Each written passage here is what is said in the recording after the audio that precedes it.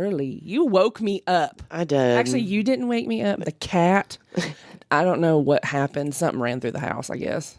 She knew I was coming. Well, and that's what I thought it was, because I forgot that you were coming over this early.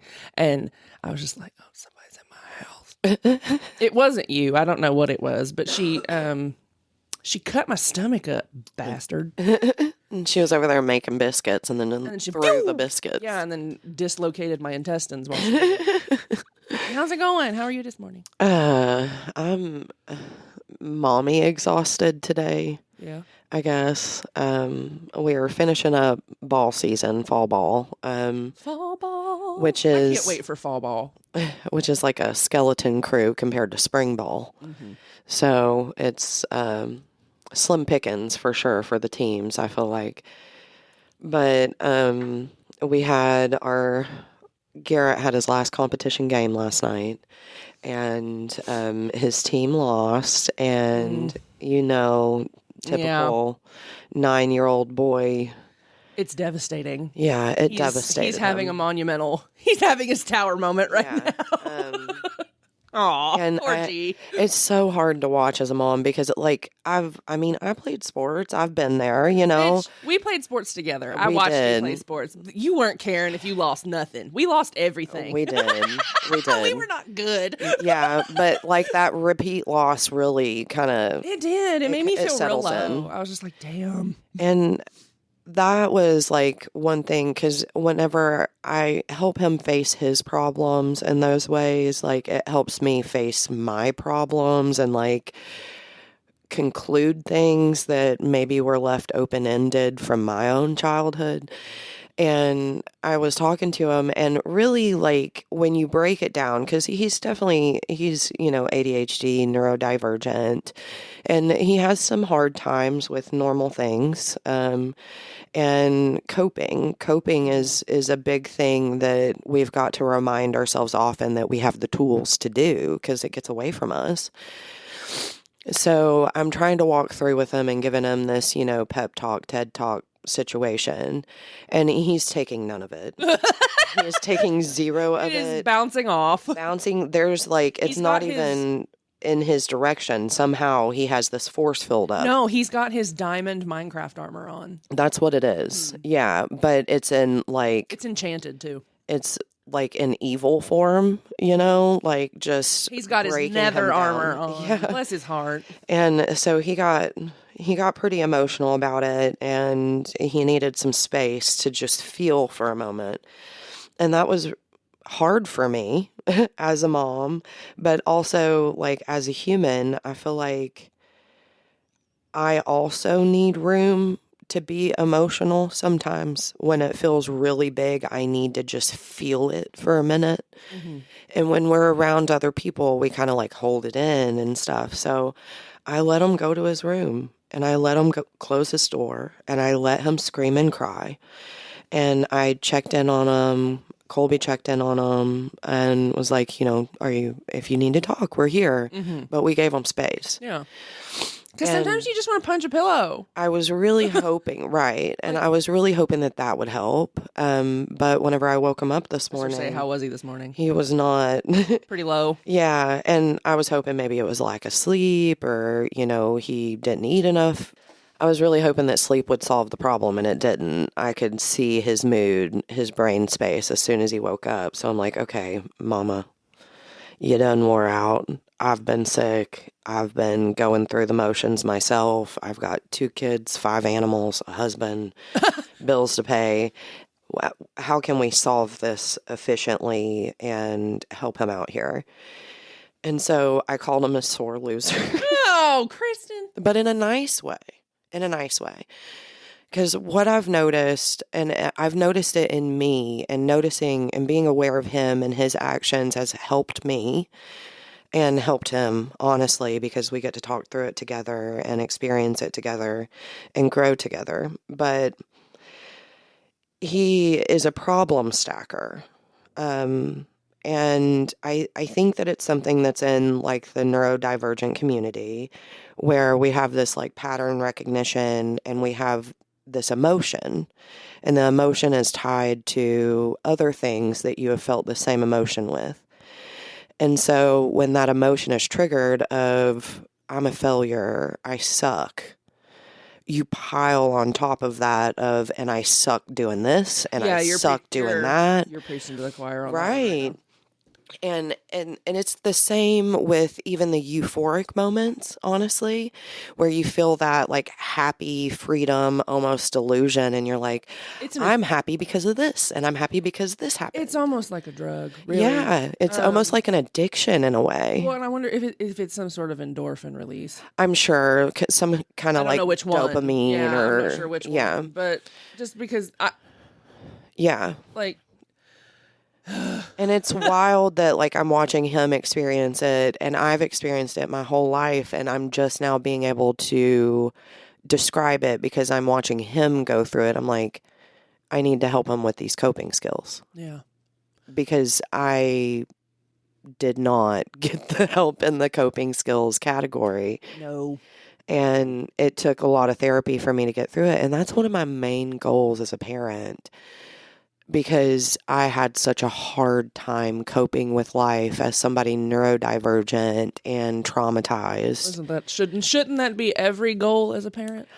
You would think, I feel like until we have that awareness to catch ourselves, you can't do that with your kiddos. No. You know, if you're not awake enough to be like, I have this problem. I feel like coping skills are the most important thing that we can teach our kids. And yeah, because being 34 with none really sucks. Let me just go ahead and tell you that. It's awful because you keep on, it's like do running a service your head into a wall. Yeah, quite literally. Yeah. Do a service to Garrett and teach him so that he doesn't end up like us. And the thing is like, I don't even know if what I'm doing is, you know, I don't know if there's a correct way or a right way. Well, probably not, because it's dependent on the human you're talking it to. It is. You know, like everybody's different. And I see a lot of me in him, and I feel a lot of mom guilt for that. But what I'm going to do is give him the tools that I currently have and teach him as I learn, you know? So in the 10 minutes we had going to school this morning, and I know he was probably rolling his eyes the whole time, I was like, you know, what we're doing is, instead of recognizing that emotion of being, oh, that sucks, I lost. Yeah. And letting it be that, and just moving on and not holding on to it. Not only are we holding on to that emotion, but we are stacking that emotion as well. And intensifying It's so complex. It is so complex, and it requires so much brain work. Yes. And it is so exhausting, especially for somebody who is neurodivergent, easily distracted, and literally not having enough protein for the day or sleep for the day can set off your brain pattern, you know? So we're talking about this emotional stacking, and I'm explaining to him that it's okay to just feel the feeling that we feel in the moment. We don't have to stack all the other emotions on top of it. And once we feel that feeling and we cope through it, we can actually move on. But let me stop you there. Okay, because as someone who is learning, I'm at the same emotional level as Garrett, 100%. Like, I might have a little bit of a grasp on some things, but like in terms of emotional intelligence and things like that, I'm an infant. Yeah. It's a beginning right now. But as somebody who does the exact same, my emotional stacking is impeccable. It is. I would, if it was an Olympic sport, yeah, I would be gold. Yeah. Okay. If anybody is good at burying themselves yeah. underneath some sort of negative thought, especially if it has to do with how much I suck. Yeah. You can't get out from underneath it. Because it is just, like, you know, case in point, you know, I'll have a misunderstanding with somebody. Anyone, it doesn't matter. They tell me something that I've done wrong. Okay. We all know Becky doesn't like to hear negative things about herself. I don't like to hear what I've done wrong. We're learning to be okay with that. But once you tell me that I've done something sideways, because half the time, most of the time, I'm just ignorant and don't know that I fucking done it to Right. begin with. Like, there's not much maliciousness in me, you know? But once I have that thought, it grows so fast, I can't stop it. Yeah. Because it's like, well, shit, how else have I hurt them? I've done this. I hurt this person. Well, this person's mad at me. Well, like, fuck. You And just then stack on the top next, of it. yeah. And the next thing I know, I am drowning and choking on my own dirt. Yeah. And it's just, fuck. Yeah. You know, it's really hard to pull out of that. I'm happy for him that he's hopefully going to learn to do it at a young age, because it's hard when you add complex adult emotions into them. Yeah. Because right now, you know, he don't have bills to pay. He's got kid stress. He doesn't have adult stress yet. Yeah. So it's a little easier to compartmentalize. Now, his things are big. His homework stress, huge. Mm-hmm. His baseball stress, huge. Just because it's not an adult thing doesn't mean it's not big for him. Right. It is the same caliber. Just And that's different. why I allowed the emotional release that he had last night, because I feel like a lot of my childhood, it was you quit crying. You have no reason to toughen cry up. now. Yeah, you do better and toughen up. We don't And- have space for this bullshit. I do feel like you can have space for emotions, though, and you can be in tune with how you feel, but we need to recognize what is actually causing the issue and focus on that instead of letting it lead down this. Dark path. It's Dark literally a dark cycle. wooded path. Yeah. Like it is a forked road, and you can either go to the meadow where there's a little bit of shade to get through to get to the flowers, or you can go into the thorn bush where it just gets darker. Yeah. And why we always choose the thorn bush, I don't know. Right. Maybe it's the pain. Maybe I think, at least, and I can only speak for myself, I think I get off on the pain that's in my head, honestly. I do feel like that's another endorphin It's an thing. addiction. Yeah. You're addicted to the feeling that you have when you're depressed. Mm-hmm. Yeah. And that's gross. It's you. You are the problem. You are the problem. You know? And so I was trying to insert this information into him last night so we could cope through it and get through, and he was just a brick wall. And there's been so many moments whenever I've sat on that red couch with you, and it's been brick wall. And then I go look at myself in the mirror, and I'm like, it's not just other people, it's me too. Like, I look at myself and I'm like, you have brick walled many situations here. And so as I'm correcting, you know, the things that he's going through and helping him cope and allowing him to release, because that's something that, like, my cortisol levels were so high because everything was kept in. It wasn't safe to release. And we went from, as he was a young kid, whenever he released, he was very physical, to being able to communicate what's going on in our heads. And use words rather than physical actions. But it gets convoluted from time to time, especially with the emotional stacking. And it's like, can you tell me what's wrong or how you feel? And it's the I don't know, because there's so many things you really don't know. Well, yeah. Well, like, and that's, I know Alexis gets so frustrated with me because she'll sit there and be like, what is wrong? What's wrong? I know something is wrong with you. I don't know what's wrong with me. I have no idea what is wrong with me in this moment. There's so much in there that's wrong. I don't know what it is that's causing me to feel this way. But I know I tend to, I wall everything out and leave it there. So, like, I've got, like, a brick dumpster that I just kind of throw everything over it, and I don't ever deal with it again. Mm-hmm. But now I can't do that because those things are impacting everything else. I got to chip those bricks away. Yeah. And that's...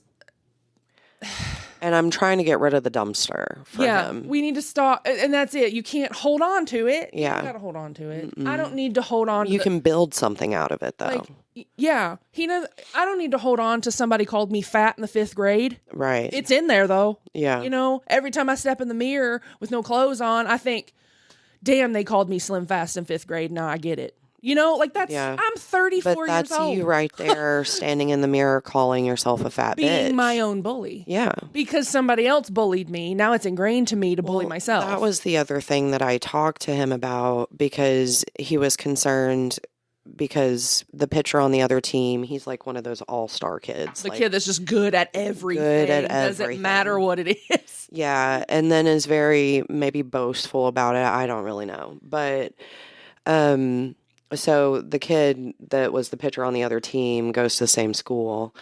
And I explained to him this morning, I was like, there's one day that you all will probably be on the same school team once school teams are available. I was like, what are you going to do then?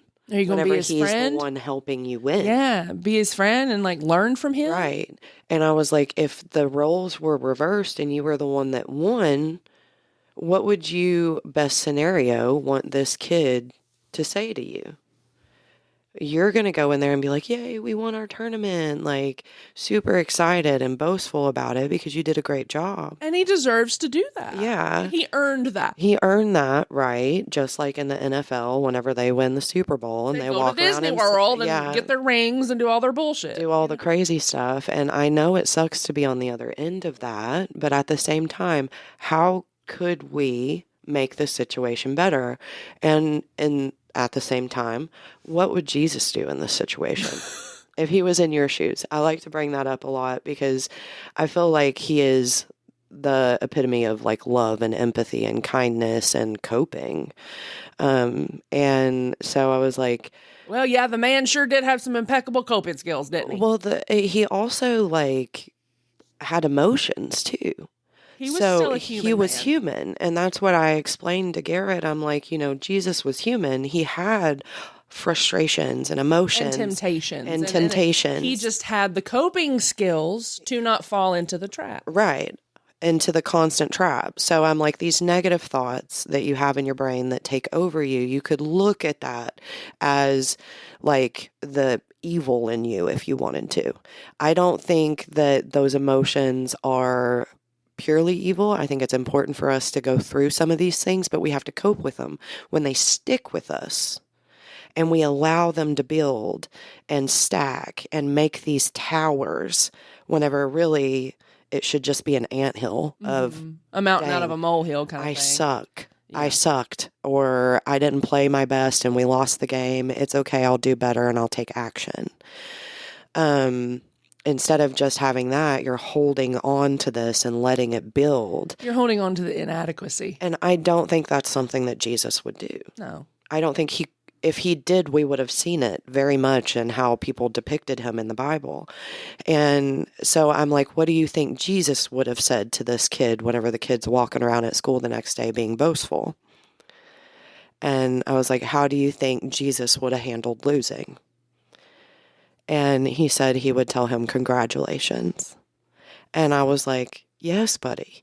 Yeah, because you would want somebody to tell you congratulations in the same. And you'd probably get your feelings hurt if somebody didn't, acknowledge your achievement. And it's very much, you're allowed to have that emotion. You're allowed to feel bad. You're allowed to be like, dang, that sucks. Mm-hmm. We do not have to carry that in to even the next hour of the day, though. Like you can say, I'm going to get out there and practice and I'm going to go put action to this feeling, but do it in a good way. You don't have to sit there and break yourself down. But I feel like the most important thing is being able to identify it when your brain is complex like that and likes to do the stacking. So I think the most important thing to take from that, for anybody who is experiencing these, is whenever you feel something big all of a sudden, think about the most recent thing that made you feel that way. And likely it was, for him, just losing last night was all it was. It was just something small. So we've got to simplify it back down because our brains like to make it so complex. You don't have to do all the dirty laundry when all you're looking for is a flannel. When you need the flannel today, you don't have to do all the dirty laundry. You can wash the flannel. And then you have your needs. See, my brain, no, I got to do it all. You don't have to, though, is what I'm saying. I know that. And it's a bad habit that we get into. Well, it's a conditioned habit. Yeah. Too. Mm-hmm. That was how I was raised. We don't sit here and we don't. No, I don't care that you lost. Yeah. You should have done better. Right. You should have done better. And you know, like that for me as a mom is the first thought that comes to my head, because those are things of how like I was treated growing up too, is if you don't want to lose, don't suck, mm-hmm. you know? do the work and be good. Yeah. You know? And that I don't know if that's what I want to teach my kids. Yeah. And because everybody has different capabilities, everybody is going to have different levels of tap out, you know? Yeah. And I think that if I could teach you all anything and myself, it's being able to grab the dirty flannel out of the pile of And laundry. leave the laundry. And leave the laundry and deal with one thing at a time. Because we are overdoing it, and then we're getting overwhelmed, overstimulated. We are not being the best versions of ourselves because we have literally all this baggage that we're like, okay, I'm going to pack this whole fucking thing around with me today. Mm-hmm. And ruin everybody else's mood and time because I can't handle my own emotions. Yeah, you don't have to take your whole package of spoons out with you every time. We're not an Amazon van. No. We ain't trying, like, I'm tired of priming these feelings. Yeah. You know, like, I'd like to cancel that subscription and let's just leave it on the porch. And I really do think it's like a pattern recognition thing that your body automatically does. And it's like going through all the things that you've felt the same emotion with that you haven't actually coped with yet. Yes. It's like like every time you have something negative, it's like you got to do a bunch of shadow work just to get past it. And You know? but that's the thing is like, you don't have to open the whole can of worms though. Yes, I do. I Like, want to see them all. If you actively deal with the problem that is actively in your reality, you in turn deal with the other stuff too. I know.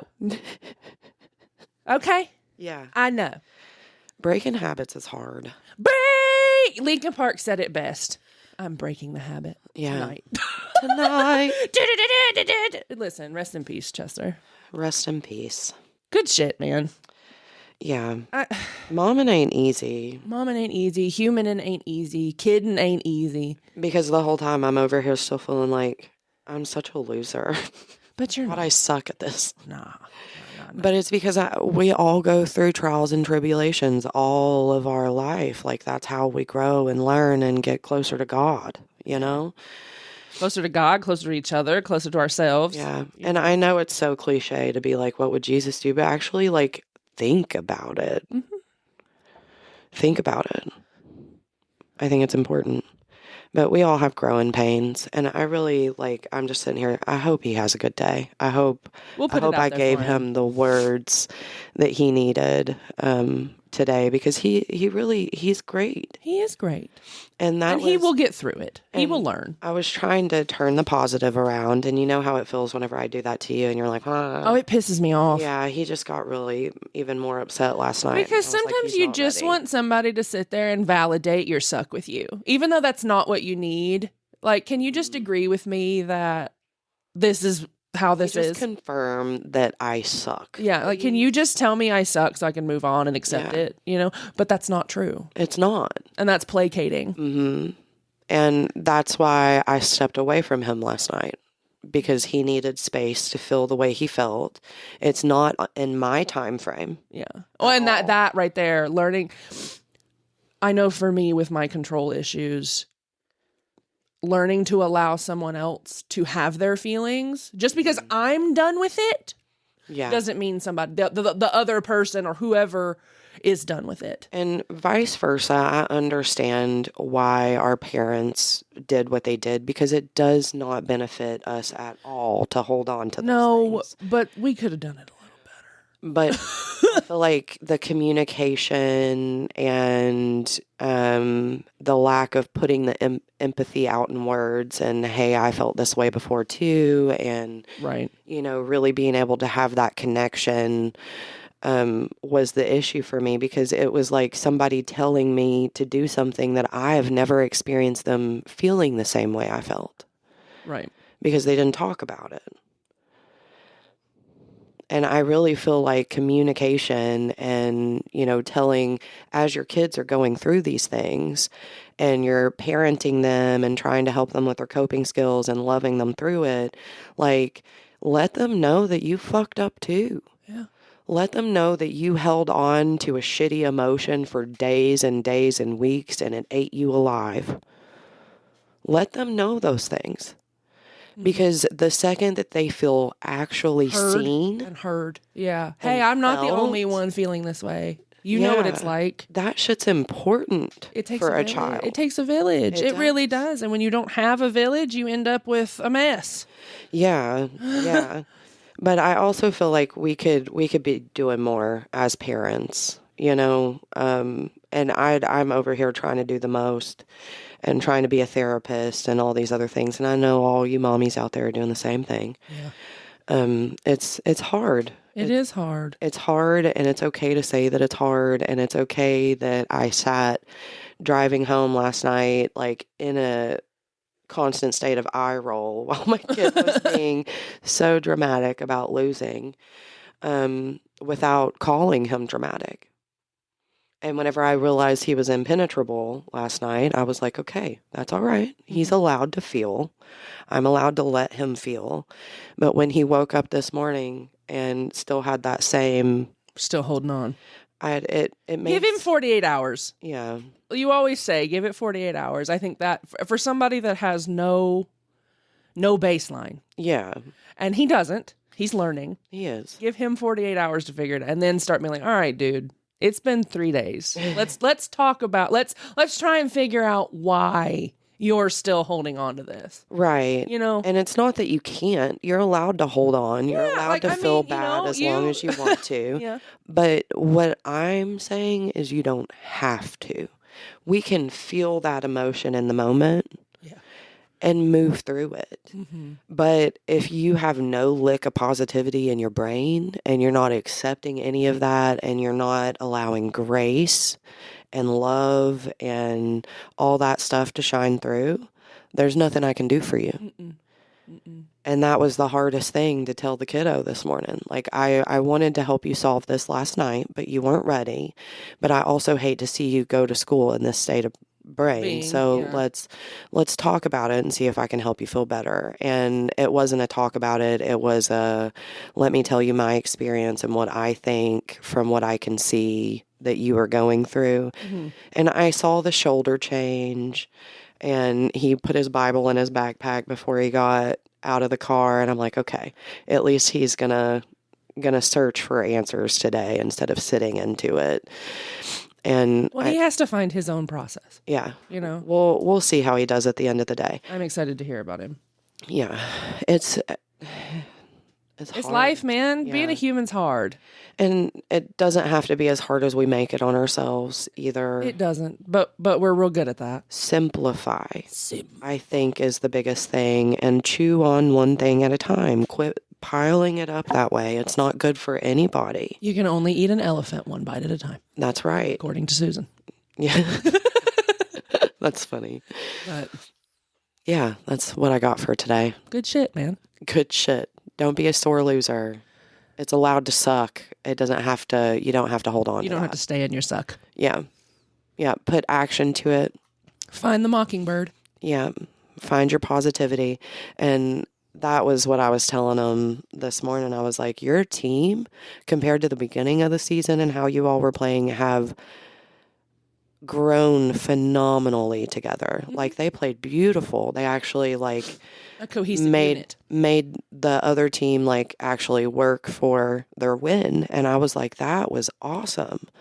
The way that, and there was a lot of pressure on him last night because he was up first for pitching, or not pitching, but batting. He was up first, and the kid that was pitching is excellent, throws some fast balls. Yeah. That's intimidating. And then he also was put in as a pitcher yesterday, which he has not been all season.